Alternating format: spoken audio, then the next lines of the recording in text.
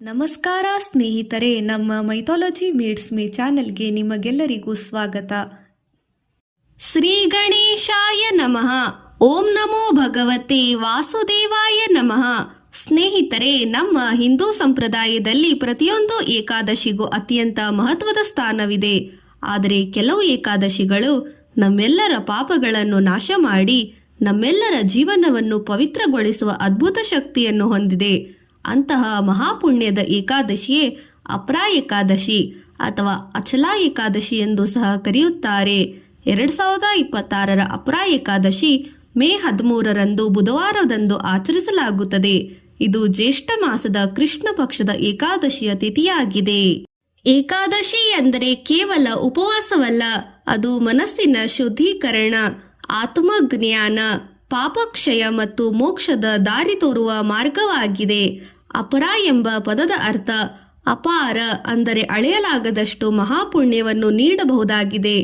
ಆದ್ದರಿಂದ ಈ ಏಕಾದಶಿಯನ್ನು ಆಚರಿಸಿದವರಿಗೆ ಅನಂತ ಪುಣ್ಯ ದೊರೆಯುತ್ತದೆ ಎಂದು ಪುರಾಣಗಳಲ್ಲಿ ಹೇಳಲಾಗಿದೆ. ಅಪರಾ ಏಕಾದಶಿ ಯಾವಾಗ ಆಚರಿಸುತ್ತಾರೆ? 2026ರ ಅಪರಾ ಏಕಾದಶಿ ಮೇ 13 ಬುಧವಾರದಂದು ಬರುತ್ತದೆ. ಏಕಾದಶಿ ತಿಥಿ ಮೇ 12 ಮಧ್ಯಾಹ್ನ ಪ್ರಾರಂಭವಾಗಿ ಮೇ 13 ಮಧ್ಯಾಹ್ನದಲ್ಲಿ ಅಂತ್ಯಗೊಳ್ಳುತ್ತದೆ. ಉದಯ ತಿಥಿ ಪ್ರಕಾರ ಮೇ 13ರಂದು ವ್ರತದ ಆಚರಣೆಯನ್ನು ಮಾಡಲಾಗುತ್ತದೆ. ಏಕಾದಶಿಯ ಮೂಲ ಮಹತ್ವ ಪದ್ಮಪುರಾಣ, ಭವಿಷ್ಯ ಪುರಾಣ, ಸ್ಕಂದ ಪುರಾಣ ಮತ್ತು ವಿಷ್ಣು ಧರ್ಮೋತ್ತರಗಳಲ್ಲಿ ಏಕಾದಶಿ ಮಹಿಮೆ ಅಪಾರವಾಗಿ ವರ್ಣಿಸಲಾಗಿದೆ. ಮಾನವನಿಗೆ 3 ವಿಧದ ಪಾಪಗಳಿವೆ: ಮನಸ್ಸಿನಿಂದ ಮಾಡಿದ ಪಾಪ, ಮಾತಿನಿಂದ ಮಾಡಿದ ಪಾಪ, ಕರ್ಮದಿಂದ ಮಾಡಿದ ಪಾಪ. ಇದಕ್ಕಾಗಿ ಕಾಯ, ವಾಚ, ಮನಸ ಈ 3 ಪಾಪಗಳಿಂದ ನಾಶ ಮಾಡುವ ಶಕ್ತಿ ಏಕಾದಶಿ ವ್ರತದಲ್ಲಿದೆ ಎಂದು ಶ್ರೀಹರಿ ವಿಷ್ಣು ಹೇಳಿದ್ದಾರೆ.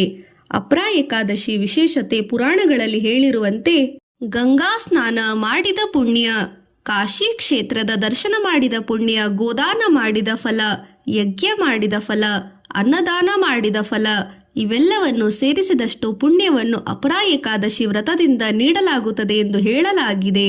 ಈ ದಿನ ಮಾಡಿದ 1 ತುಳಸಿ ದಳಾರ್ಚನೆ ಕೋಟಿ ಯಜ್ಞಗಳ ಫಲ ನೀಡುತ್ತದೆ ಎಂದು ಹೇಳಲಾಗಿದೆ. ಯಾವ ದೇವರ ಆರಾಧನೆ? ಅಪರಾ ಏಕಾದಶಿ ಶ್ರೀ ಮಹಾವಿಷ್ಣುವಿಗೆ ಸಮರ್ಪಿತವಾಗಿದೆ. ಈ ದಿನ ವಿಶೇಷವಾಗಿ ಶ್ರೀಹರಿ, ಶ್ರೀಕೃಷ್ಣ, ವಾಮನ ಅವತಾರ, ಲಕ್ಷ್ಮೀನಾರಾಯಣ ಇವರ ಪೂಜೆ ಮಹಾಪುಣ್ಯಕರ. ಕೆಲವು ವೈಷ್ಣವ ಸಂಪ್ರದಾಯಗಳಲ್ಲಿ ವಾಮನ ಅವತಾರದ ಆರಾಧನೆ ಸಹ ಮಾಡಲಾಗುತ್ತದೆ. ಅಪರಾ ಏಕಾದಶಿಯ ಪುರಾಣ ಕತೆ. ಈ ಕಥೆಯನ್ನು ಶ್ರೀಕೃಷ್ಣ ಧರ್ಮರಾಜ ಯುಧಿಷ್ಠಿರನಿಗೆ ವಿವರಿಸುತ್ತಾನೆ. ಒಮ್ಮೆ ಮಹಿಧ್ವಜ ಎಂಬ ಧರ್ಮಾತ್ಮ ರಾಜನಿದ್ದ. ಅವನು ಅತ್ಯಂತ ಸತ್ಯನಿಷ್ಠ ವಿಷ್ಣು ಭಕ್ತ. ಆದರೆ ಅವನ ತಮ್ಮ ವಜ್ರಧ್ವಜ ದುಷ್ಟ ಸ್ವಭಾವಿ. ರಾಜಾಸೆಗಾಗಿ ಅಣ್ಣನನ್ನು ಕೊಂದು ಕಾಡಿನಲ್ಲಿ ಹೊತ್ತು ಬಿಡುತ್ತಾನೆ. ಮಹಿಧ್ವಜನ ಆತ್ಮ ಪ್ರೇತ ರೂಪದಲ್ಲಿ ಅಲೆದಾಡತೊಡಗುತ್ತದೆ. ಒಂದು ದಿನ ಧೌಮ್ಯ ಋಷಿಗಳು ಅಲ್ಲಿ ಬರುವಾಗ ಪ್ರೇತಾತ್ಮ ತನ್ನ ದುಃಖವನ್ನು ವಿವರಿಸುತ್ತಾನೆ. ಆಗ ಧೌಮ್ಯ ಋಷಿಗಳು ಅಪರಾ ಏಕಾದಶಿ ವ್ರತ ಮಾಡಿ ಅದರ ಪುಣ್ಯವನ್ನು ಆ ಆತ್ಮಕ್ಕೆ ಅರ್ಪಿಸುತ್ತಾರೆ. ಕ್ಷಣ ಮಾತ್ರದಲ್ಲಿ ಪ್ರೇತಯೋನಿ ನಾಶವಾಗಿ ಮಹಿಧ್ವಜನು ದಿವ್ಯ ದೇಹ ಪಡೆದು ವಿಷ್ಣು ಲೋಕಕ್ಕೆ ತೆರಳುತ್ತಾನೆ. ಈ ಕಥೆಯಿಂದ ನಮಗೆ ತಿಳಿಯುತ್ತದೆ, ಅಪರಾ ಏಕಾದಶಿ ಪಿತೃದೋಷ ನಿವಾರಣೆ, ಪಾಪಕ್ಷಯ, ಆತ್ಮಶುದ್ಧಿ, ಮೋಕ್ಷ ಪ್ರಾಪ್ತಿ ಇವುಗಳಿಗೆಲ್ಲ ಮಹಾಸಾಧನವಾಗಿದೆ. ಏಕಾದಶಿ ಮತ್ತು ವಿಜ್ಞಾನದ ಪ್ರಕಾರ ಹಿಂದೂ ಧರ್ಮ ಪ್ರತಿಯೊಂದು ಆಚರಣೆಯಲ್ಲೂ ವೈಜ್ಞಾನಿಕ ಅರ್ಥವಿದೆ. ಹಾಗಾಗಿ ಚಂದ್ರನ ಪ್ರಭಾವ ಮಾನವನ ಮನಸ್ಸಿನ ಮೇಲೆ ಹೆಚ್ಚಾಗಿರುವ ದಿನವೇ ಏಕಾದಶಿ. ಆ ದಿನ ಉಪವಾಸ ಮಾಡಿದರೆ ದೇಹದ ವಿಷ ಪದಾರ್ಥ ಹೊರಹೋಗುತ್ತದೆ, ಮನಸ್ಸು ಶಾಂತವಾಗುತ್ತದೆ, ಧ್ಯಾನ ಶಕ್ತಿ ಹೆಚ್ಚುತ್ತದೆ, ಆತ್ಮ ನಿಯಂತ್ರಣ ಬರುತ್ತದೆ.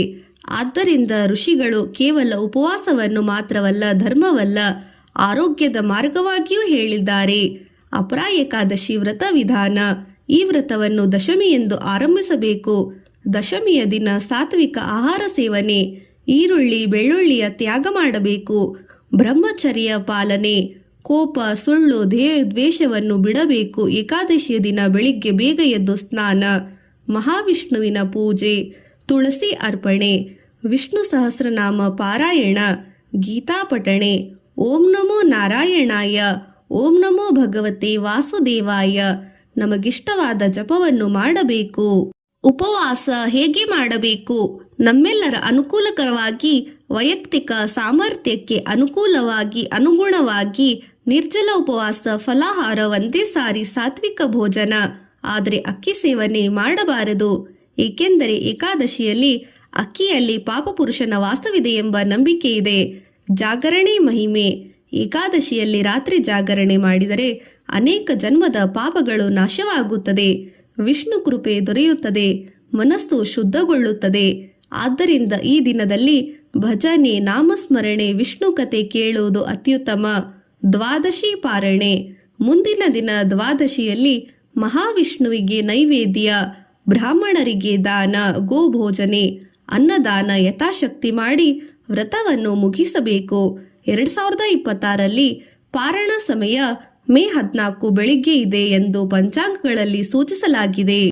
ಅಪರಾ ಏಕಾದಶಿಯಲ್ಲಿ ಮಾಡಬೇಕಾದ ದಾನಗಳು. ಈ ದಿನ ಮಾಡಿದ ದಾನಗಳು ಅಪಾರ ಪುಣ್ಯ ನೀಡುತ್ತದೆ.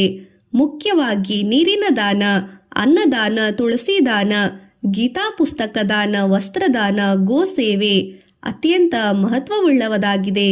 ಯಾರು ಈ ವ್ರತವನ್ನು ಮಾಡಬೇಕು?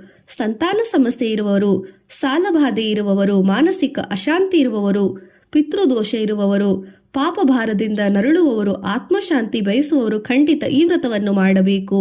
ಏಕಾದಶಿ ಮತ್ತು ಭಗವದ್ಗೀತೆಯಲ್ಲಿ ಶ್ರೀಕೃಷ್ಣನು ಹೇಳುತ್ತಾನೆ, ಧರ್ಮದಿಂದ ಮಾಡಿದ ನಿಯಮಿತ ಉಪವಾಸ ಮನಸ್ಸನ್ನು ಜಯಿಸುವ ಸಹಾಯ ಮಾಡುತ್ತದೆ. ಏಕಾದಶಿ ಎಂದರೆ ಕೇವಲ ಹೊಟ್ಟೆ ಖಾಲಿ ಇಡುವುದು ಅಲ್ಲ, ಇದು ಇಂದ್ರಿಯಗಳ ನಿಯಂತ್ರಣ, ಮನಸ್ಸಿನ ಶುದ್ಧತೆ, ಭಗವಂತನ ಧ್ಯಾನ. ಉಪನಿಷತ್ತಿನ ದೃಷ್ಟಿಯಲ್ಲಿ ಉಪನಿಷತ್ತುಗಳು ಹೇಳುತ್ತದೆ, ಮಾನವನು ಅನ್ನದಿಂದ ಮಾತ್ರ ಬದುಕುವುದಿಲ್ಲ, ಅವನು ಚೈತನ್ಯದಿಂದ ಬದುಕುತ್ತಾನೆ. ಏಕಾದಶಿಯ ಉಪವಾಸ ದೇಹವನ್ನು ಹಗುರಗೊಳಿಸುತ್ತದೆ, ಮನಸ್ಸನ್ನು ಸೂಕ್ಷ್ಮಗೊಳಿಸುತ್ತದೆ, ಆತ್ಮಜ್ಞಾನಕ್ಕೆ ದಾರಿ ಮಾಡಿಕೊಡುತ್ತದೆ. ಅಪರಾ ಏಕಾದಶಿಯ ಆಧ್ಯಾತ್ಮಿಕ ರಹಸ್ಯ. ಅಪರಾ ಎಂದರೆ ಅಳೆಯಲಾಗದ ಪುಣ್ಯ.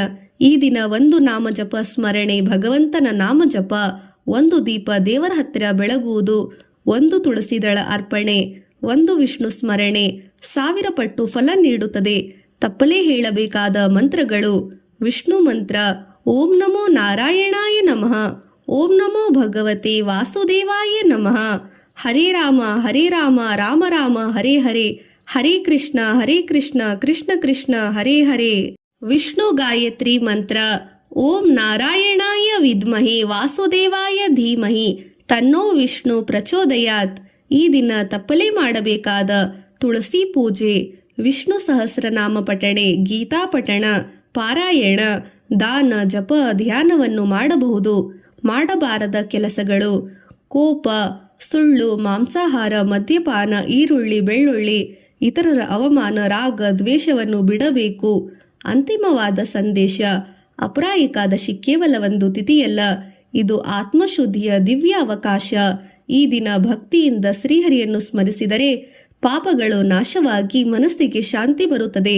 ನಮ್ಮ ಸಮಸ್ತ ಕುಟುಂಬಕ್ಕೆ ಮಂಗಳ, ಜೀವನಕ್ಕೆ ದೈವಿಕ ದಾರಿಯನ್ನು ತೋರುತ್ತದೆ. ಆದ್ದರಿಂದ ಕಲಿಯುಗದಲ್ಲೂ ನಾಮಸ್ಮರಣೆ ಶ್ರೇಷ್ಠ. ಏಕಾದಶಿ ವ್ರತ ಅತ್ಯಂತ ಸುಲಭವಾದ ಮಾರ್ಗ, ಮೋಕ್ಷದ ಮಾರ್ಗ ಎಂದು ಶಾಸ್ತ್ರಗಳು ಹೇಳುತ್ತದೆ. ಶ್ರೀಕೃಷ್ಣಾರ್ಪಣಮಸ್ತು. ಓಂ ನಮೋ ನಾರಾಯಣಾಯ ನಮಃ, ಓಂ ನಮೋ ಭಗವತೆ ವಾಸುದೇವಾಯ ನಮಃ.